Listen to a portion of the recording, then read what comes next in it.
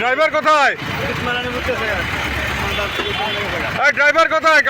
গাড়ি সামনে রাখেন, সামনে রাখেন।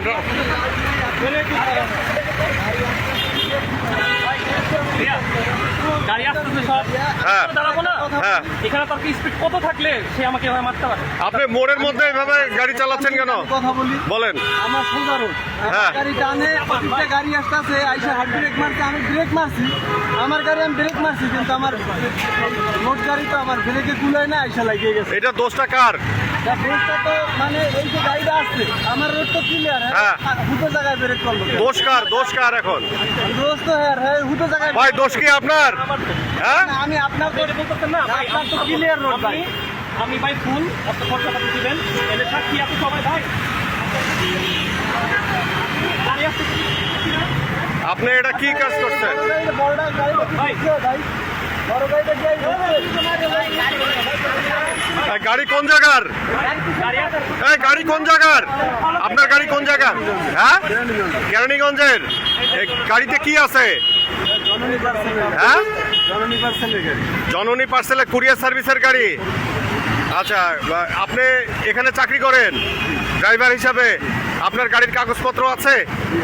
হ্যাঁ, আপডেট কাগজপত্র আছে? সব কিছু আপডেট আছে? হ্যাঁ, আচ্ছা।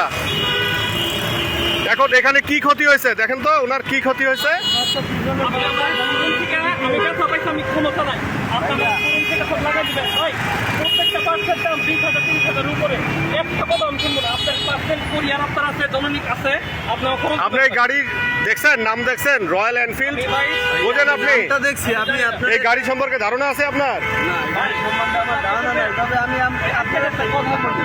হ্যাঁ, এই যে এদিকে গাড়িটা ঢুকছে, হ্যাঁ, এই গাড়িটা তো আপনি যেভাবে স্পিডে আসছেন, আপনি কি বুঝেন যে আপনার এই স্পিডটা ঠিক ছিল না? আমার গাড়িটার সর্বোচ্চ টান ছিল 30, সর্বোচ্চ টান ছিল 30। তাহলে অ্যাক্সিডেন্ট হলো কিভাবে? হে আইয়া ব্রেক মারছি, আমিও তো ব্রেক মারছি, কিন্তু আমি হরেনও চাপ দিয়ে ধরছি। ওই যে দিঘান আমরা কাকে জিজ্ঞাসা করবো?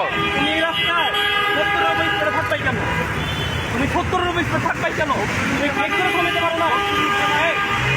আমার গাড়ি, তুমি গাড়ি চালাও, এই দাও, আমার মাথা যদি রাগ করা হয়, মাথা খারাপ। আমার কিন্তু এখনো